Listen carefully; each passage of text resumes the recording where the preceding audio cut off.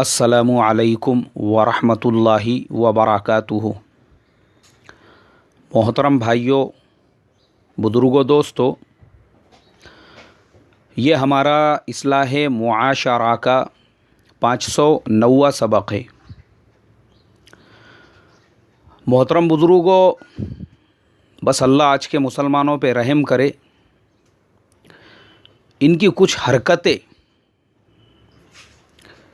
और इनके ख़ुद इस्लाम के ख़िलाफ़ कुछ ऐसे ऐसे इक़दामात है, शर्म आती है कि जो काम इस्लाम के दुश्मन और गैर इस्लाम को खोखला करने के लिए नहीं कर रहे हैं, आज उससे ज़्यादा इस्लाम को खोखला करने का, इस्लाम को नुकसान पहुंचाने का काम ये मुसलमान कर रहे हैं। अल्लाह हमारी हिफाजत फरमाए। मैं रात में यूट्यूब के ऊपर मेरा जो चैनल है उसके अंदर कुछ एडिटिंग करते बैठा था। अचानक में एक वीडियो आया मेरे सामने और उस वीडियो का उन्वान था आशिकी 420, आफरीन फ़ातिमा बेवफ़ा है। मैंने देखा ये चैनल किसका है? मुसलमान का चैनल। ये वीडियो किसने बनाया? मुसलमान ने बनाया। इन्ना लिल्लाहि व इन्ना इलैहि राजिऊन।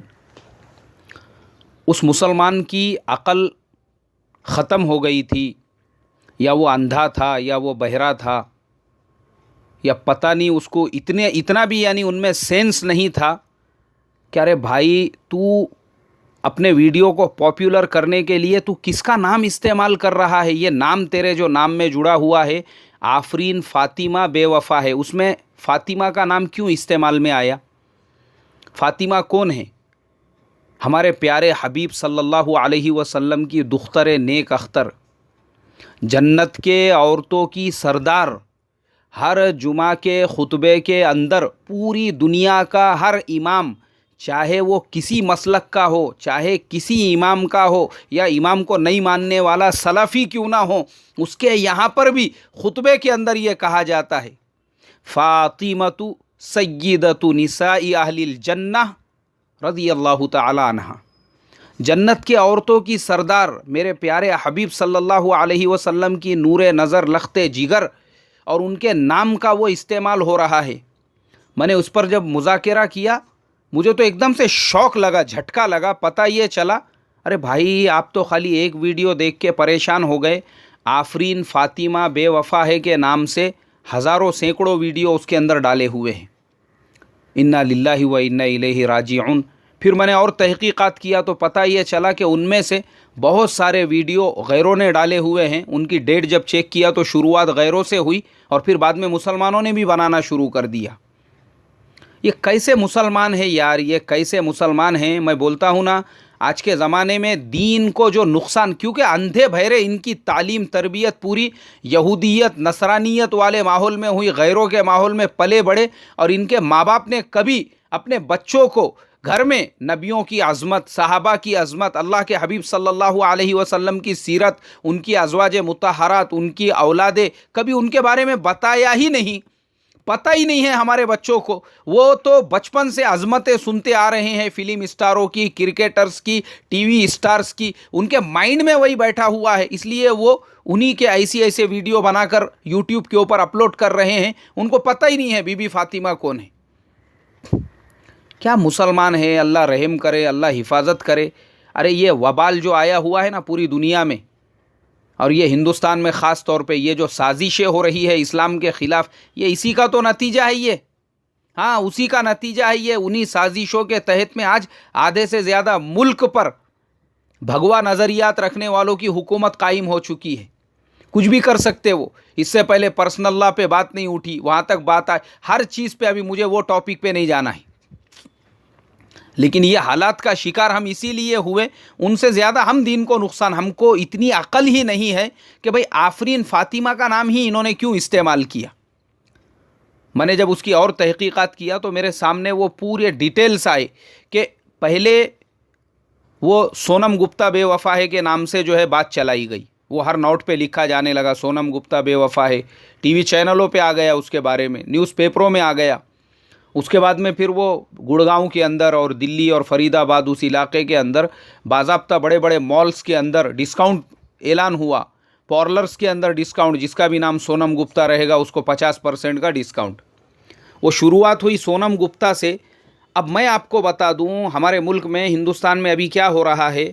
पहले लोग आमने सामने की लड़ाई लड़ते थे, अभी क्या हो गया, नज़रियात की लड़ाई लड़ी जा रही है। अब वैसे दंगे नहीं हो रहे हैं, वैसे फसादात नहीं हो रहे हैं। पहले क्या था, मुसलमानों को कमज़ोर करना है, इनसे लड़ो, दंगा करो, फसाद करो, इनकी बस्ती जलाओ, इनके दुकान जलाओ, वापस से फिर इनको खड़े रहने में और 8-10 साल लग जाते हैं। अब वो नहीं हो रहा है। अब क्या हो रहा है, इनको ज़हनी तौर पर इनको खोखला करो, बचपन से ही इनके बच्चों पे, इनके बच्चे तो हमारे स्कूलों में है ना, फिर इनके जहन में भरो और जहर। तो इसके लिए आज हमारे मुल्क में जो सिलेबस है, स्कूलों में पढ़ाए जाने वाले जो निसाब है, वो तक चेंज हो चुके हैं। हाँ, राजस्थान गवर्नमेंट ने वो हल्दी घाटी की जंग मशहूर व मारूफ, जिसमें जलालुद्दीन मोहम्मद अकबर ने महाराणा प्रताप को हराया था, वो राजस्थान गवर्नमेंट ने चेंज कर दिया। अब जो नया सिलेबस आया है उसके तहत में तारीख़ को ऐसे बनाया गया कि महाराणा प्रताप ने अकबर बादशाह को उसमें हराया था। यानी बच्चों को ये सिखाया जा रहा है, तारीख़ को तक उन्होंने बदल दिया। और देखो आगे क्या क्या बदलते हैं। हम खाली लड़ते रहो आपस में, एक दूसरे से हुज्जत, एक दूसरे से मुनाज़रा, सलाहियतें लगाओ इसमें। दूसरी तरफ क्या क्या हो रहा है वो देखो। अभी खाली वो निसाब बदला है, उसके बाद में आगे क्या क्या बदलता है। तो ये साजिश का पूरी एक टीम है, इस पर मेहनत कर रही है। अब उन्होंने क्या किया, निसाब के ऊपर और दूसरी चीज़ों के ऊपर, अब उसके बाद में सोशल मीडिया के ज़रिए से ख़ुद मुसलमानों के ब्रेन वॉश और इस्लाम के ख़िलाफ़ और मुसलमानों के ख़िलाफ़ और मुसलमानों की बहन बेटियों को पर्दों से बाहर निकाल कर रोडों पे, रास्तों पे लाकर उनको नंगा कैसे करना है, उनको मुजरों पे कैसे बिठाना है, उनको बियर बार में कैसे पहुंचाना है, उनको पब में कैसे पहुंचाना है, उसके लिए बाज़ाब्ता उनकी जो टीम काम कर रही है टीवी चैनलों पर और इसी तरीके से सोशल मीडिया पे। अभी मैं वो भी बताता हूँ आपको। ये जितने टीवी चैनल है आप देखो, हर टीवी चैनल के ऊपर किसी में डांसिंग कंपटीशन बच्चों के चल रहे हैं, किसी में singing competition, little champ, DID dance India dance, और उसके बाद में और पता नहीं और कौन कौन से प्रोग्राम हैं। आपको एक भी प्रोग्राम ऐसा नहीं मिलेगा जिसके अंदर 1 से 2 बच्चे मुसलमानों के ना हो।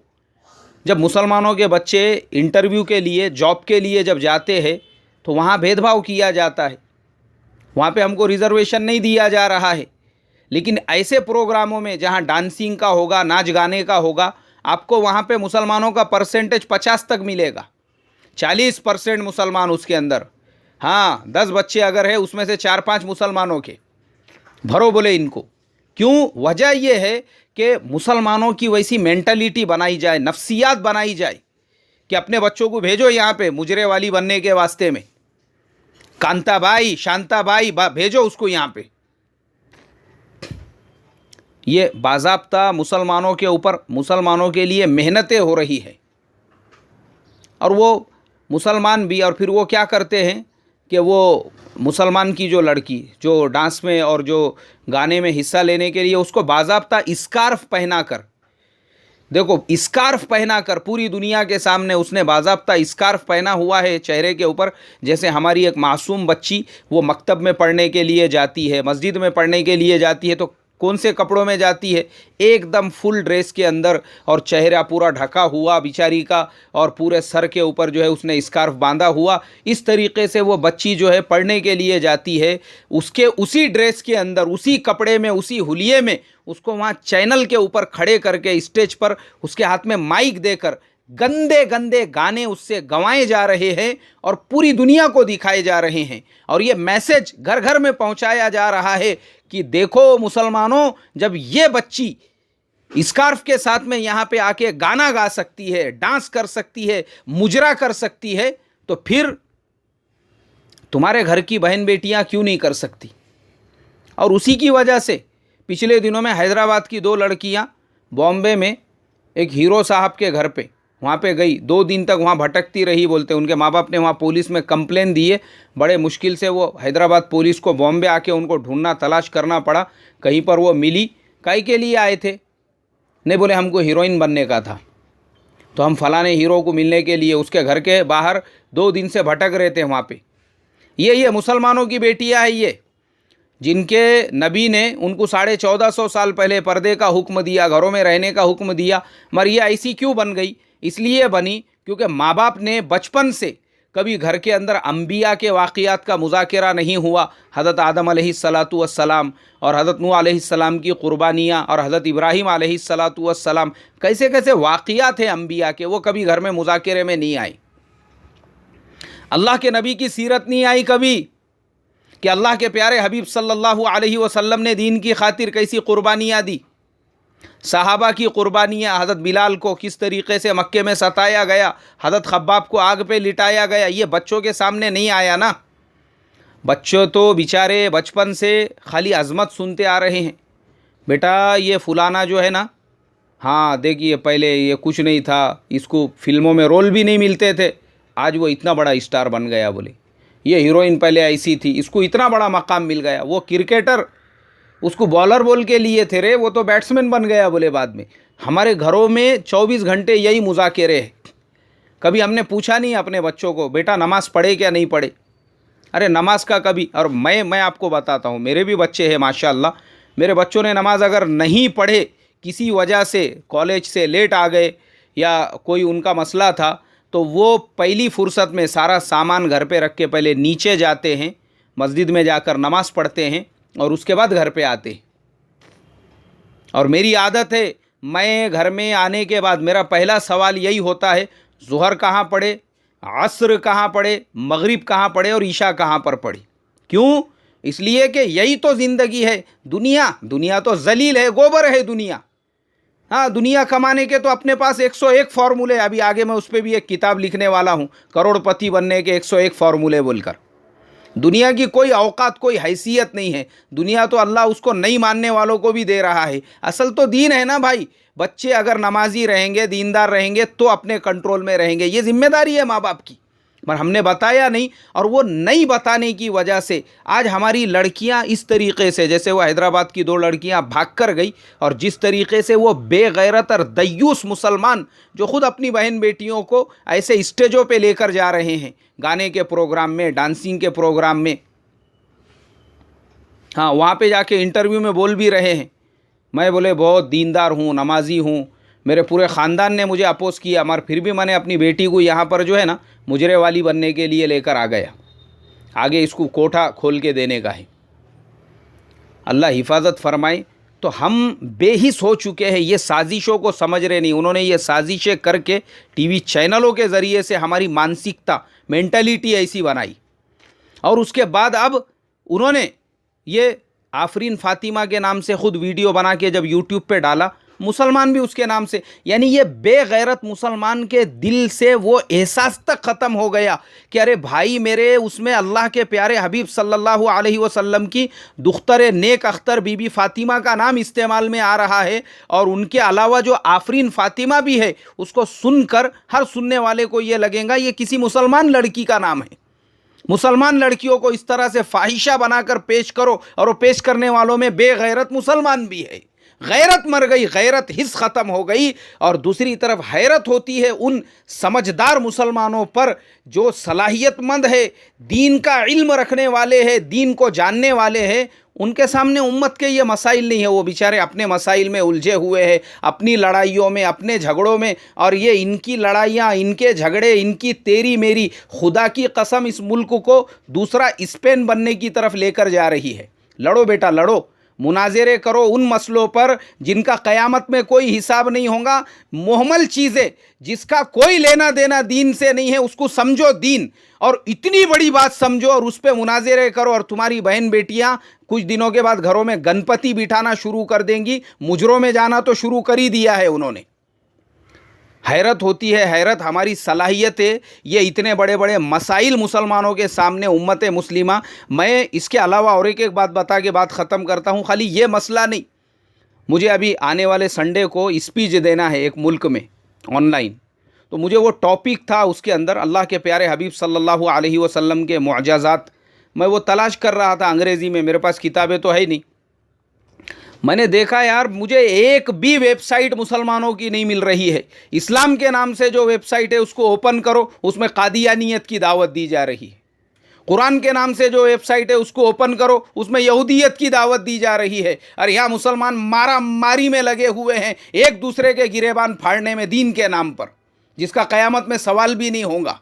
एक दूसरे को छोटा बड़ा दिखाने के चक्करों में मुहम्मल बातों को लेकर अल्लाह हिफाजत करे। तुम्हारे जैसे लोगों की वजह से ही उम्मत का वो स्पेन और रशिया के जैसा हाल होगा। मैं ये बात गारंटीड कहता हूँ। अगर तुम अभी भी एक प्लेटफॉर्म पर नहीं आए और अपने ये छोटे छोटे मसाइल को बाजू में रखकर इन बड़े मसाइल की तुमने फिक्र नहीं की ना, याद रखो वो वक्त आने वाला है। और नौजवानों से रिक्वेस्ट करूंगा, मुसलमान अगर ये वीडियो के बनाने वाले हैं वो फ़ौरन डिलीट करे, और गैरों के अगर वीडियो होंगे हमारे नौजवान उसकी रिपोर्ट करना शुरू करे, यूट्यूब उसको ब्लॉक कर देगा। अल्लाह अमल की तौफीक अता फरमाए। इंशाअल्लाह आगे बयान होगा। अस्सलामु अलैकुम व रहमतुल्लाह।